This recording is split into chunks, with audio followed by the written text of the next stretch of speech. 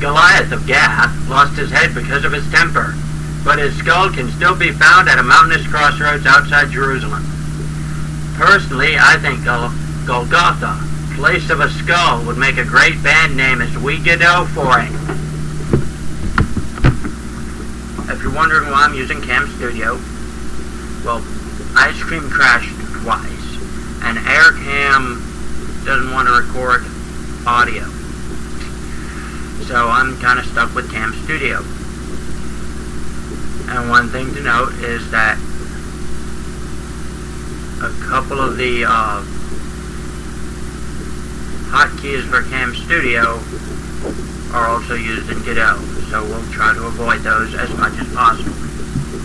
Now, to show you how far I've gotten, let's test out this scene.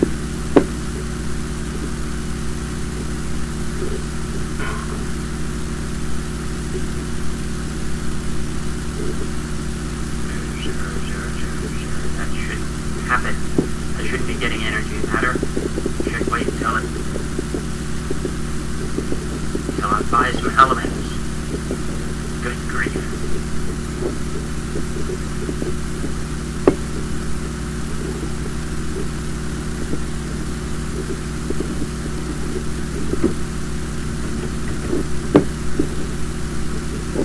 But we're going to go through some scripts real quick. This is the data script. And it is heavily uncommented. Okay. You've probably seen how I put it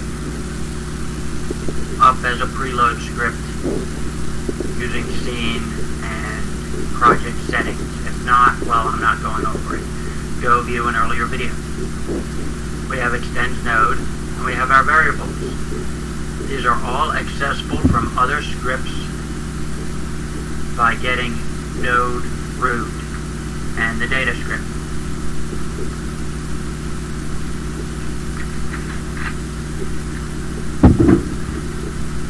And when we have our lists of the base element costs, the current costs,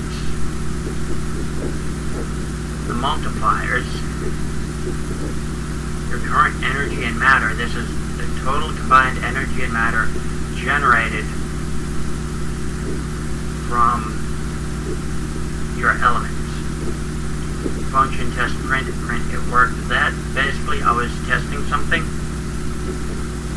Python has an eval function which will evaluate a string and run it as code. For Godot, it's pretty much the call function, and you can call a function. Function collects matter, collects all the matter, and returns it. This basically gets all the current cost of all the elements matter. This gets collect energy, gets all the costs of all the elemental energies. Button stash, when you're clicking on it, it'll give you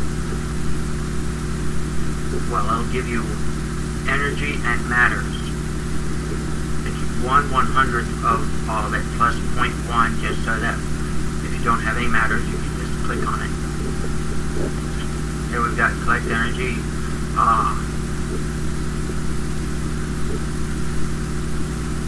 I see what I did wrong. We're getting the current cost. And everything already has a cost, so we're going to steadily be getting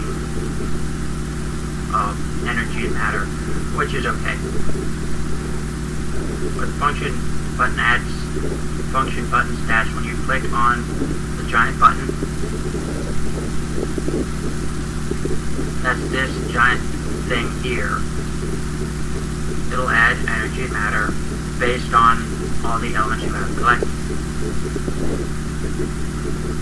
Function timer add adds stats on an interval. This is a random percentage between 128.32 and 256.64 of all the energy and all the matter.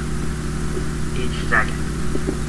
Basically, the way we did that, or the way that I did that, is I have a timer here, and I connected the timer node to itself and gave it a script, time.gd, which just function on timer, timeout, get node, root data, timer has, you know what? What was it? G magnifier.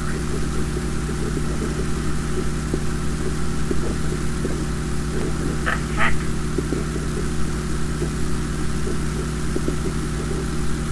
Lens. Please, lens. Oh, good grief. Function on timer, timeout. I love this thing. Get node, root data, dot timer add. That's pretty much all it does. Give the timer a script that extends timer, and then we connected it with function on timer, timeout. Get node, root data, dot timer add. Okay.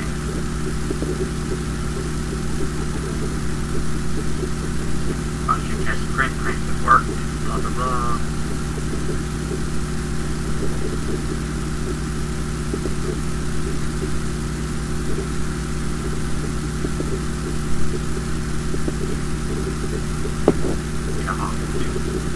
Oh, I hate this thing.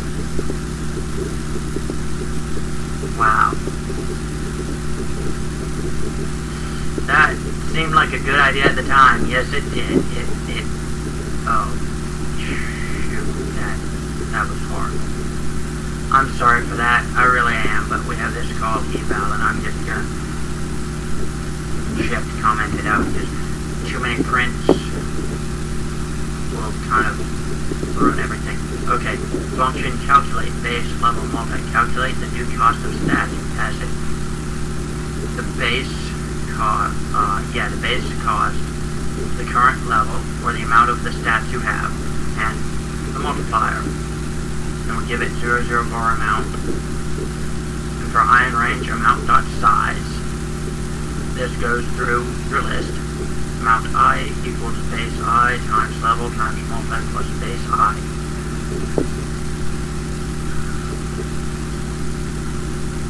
Okay, that probably went over everyone's head. It went over mine too. Basically, we're getting the base cost. One of the base costs, multiplying it by level, multiplying it by the multiplier, and adding base. That way, it always costs something, but it won't cost any less than our base amount. And then amount I equals, this amount I equals the integer amount I. Basically, we're turning it into an integer just because I don't like people buying with floats. It just, floats are kind of hard to deal with sometimes, and they can get pretty long and drawn out. And I want the players to be able to view the cost without one half of the cost obscuring the other half with a floating point number. Let's add elements when the button is clicked. So, when you click this button here, or this button or this one, it adds elements. Now,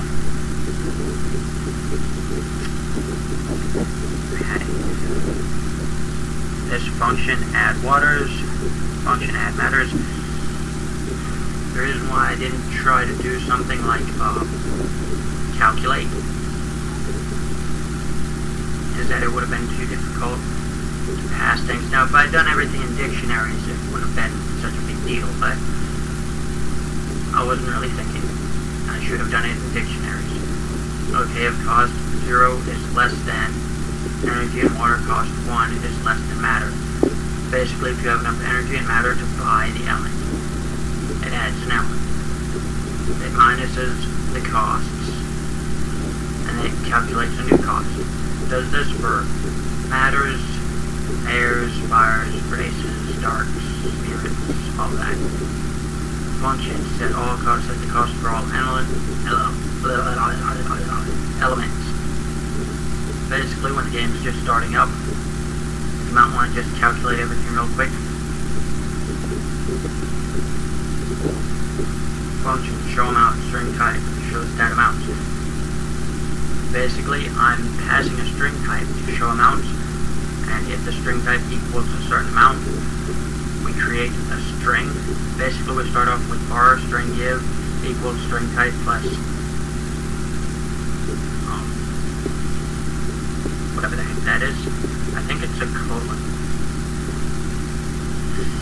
Let's make a mockery out of it. Anyway, if string type is equal to air, string give plus equal string amount of air plus double colon plus string air cost. Same for water, earth, fire, grace, dark spirits, and bane. Clamps string to specific decimal places. Now, when you do string, you can do dot add decimals, and this will add decimal points. It's good if you want to do like change or money. I'll give you extra zeros at the end, or it'll allow it to show a couple of decimals even if your floating point number is like crazy huge. And I only wanted to do up to 2 decimal places just because it's simpler that way. And we do the backslash in, do the backslash for matter plus string matter add decimals too, and then we turn the string give. Now I'm passing main because here I have a label, and it gives you the amount of matter and energy you have. Function show waters for a string give equals empty. What? String give. Oh, I remember what this one was for. Function show waters is pretty much show amount. I was just testing it out, so you can ignore that. Function pass amount string type sets the amount of particles. I decided to go with particles rather than scaling up an object or a sprite, just because particles were particles. Most games have particles. And for amount equals zeros, if string type is equal to air, we give the amount ceiling airs plus 1 divided by 10.0. I didn't want to have 999 of each element's particle floating around, because that could have been slow on the game engine. So I divided it by 10.0.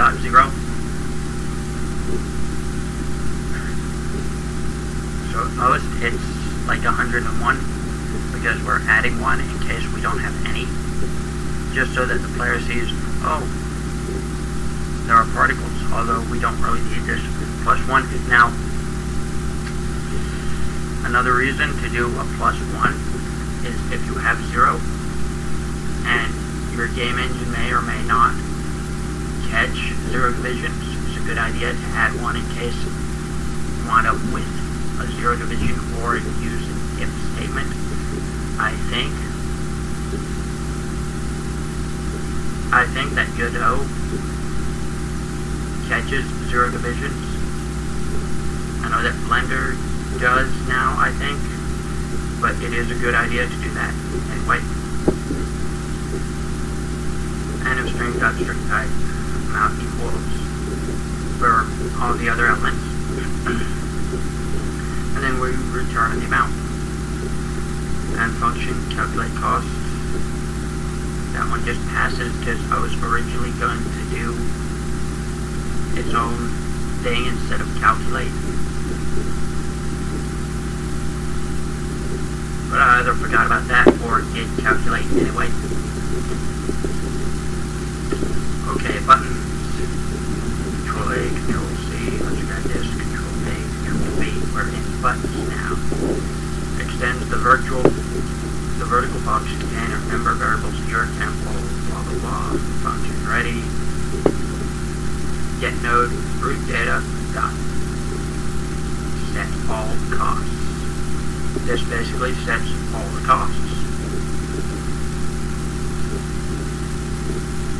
And then you saw me connect the water button and a couple others. So function on water button pressed, print pressed water. We don't really need that, but we get node root data dot add waters, and that adds the water, does all the calculations.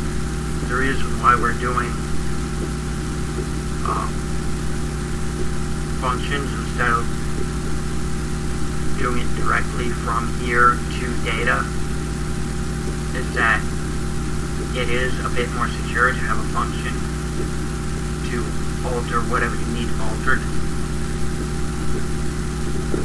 Function on matter button pressed, add matters, planet button, get node of data button stats. This is the really big button. And this adds to all of the stats, your total matter and energy. Function on air button, fire, grace, dark, spirit. And that's pretty much what the buttons does. It basically gets the connected button presses and does get node, root data, add, whatever. It's actually pretty simple. In fact, data is probably the biggest one. The biggest script. Control A, Control V. Now, this is our text.gd. It extends label. Something to note about labels is there are at least two kinds. There's the regular label, and then there's the, I think it's some kind of block label. Let's see.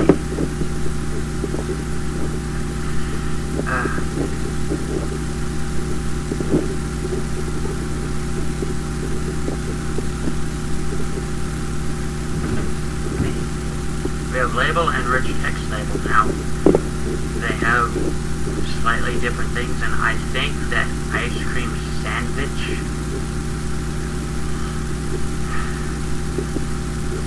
whatever the heck it was doing was completely ignoring the text, but I got it working. With the label you have set text, and I think with the rich text label you have add text, and then you have clear text to clear out the text. So basically, rich text label you can keep adding text to it, which is good and bad. You have to remember to clear it. But with the label, you just set the text. And function fixed process delta if is in group water. Now what I did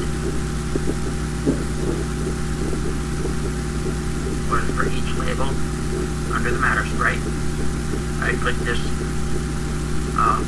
Venn diagram looking thing.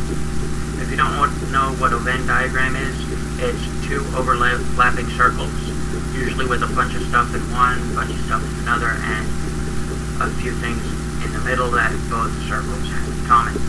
Click on that, and you can type in a group here and add it. You can select this one and remove it.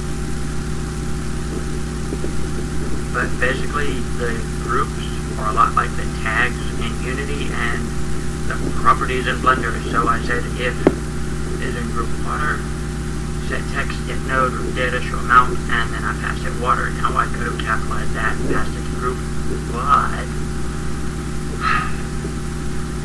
since objects can belong to multiple groups, it was just far easier to do an if statement. It really is. I'd have to do an if statement somewhere anyway, or might as well be here. And this is the function fixed process. And this is always showing the amount. Water, earth, air. Now I could have connected this to the button or connected the button to this label. And each time you click on the button, it could have updated. But function fixed process does it pretty much every frame anyway. And then if is in group main, set text get node group data show amount main. Function ready set fixed process true. This one's pretty simple like the last one. We're just checking to see if it's in a group and setting the text.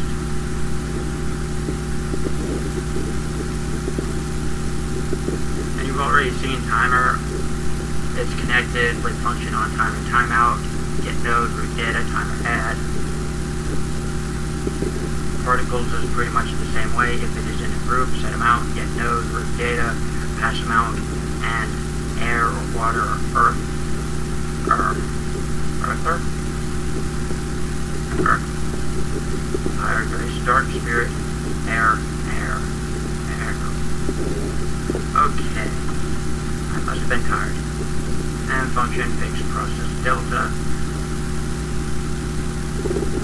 Set amount.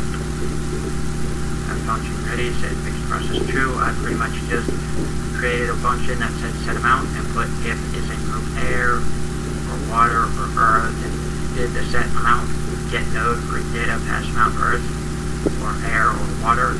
Now, let's go over a couple of these things real quick. The timer, I gave it a wait time of 1 second. Auto start on. And one shot is off. Now,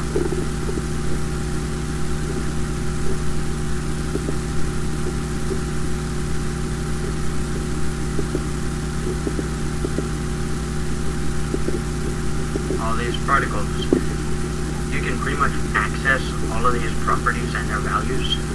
The amount is currently at 32, but throughout the game they increase and decrease. Now,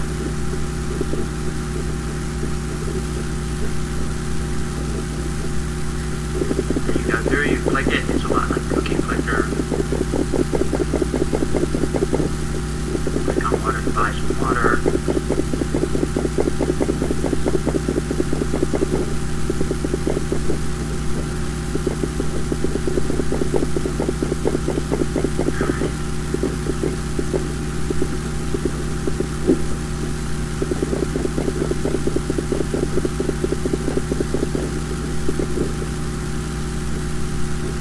Over time you get energy and matter.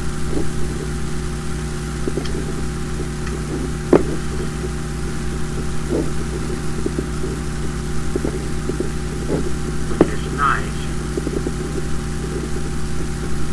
But what I'm going to do is I have in here acts, music, I might add some music.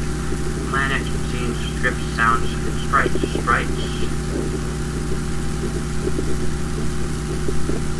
Are pretty much the different sprites that are used in the game. Planets are different planets that you'll be able to click on and generate, and even a couple of suns. And acts are for the achievements. There's not very many right now, but I'm going to create some dictionaries, set some things up so that we can start creating planets and getting achievements. And hopefully that'll be next time that I do a video. And maybe I can get a newer installer for Cam Studio.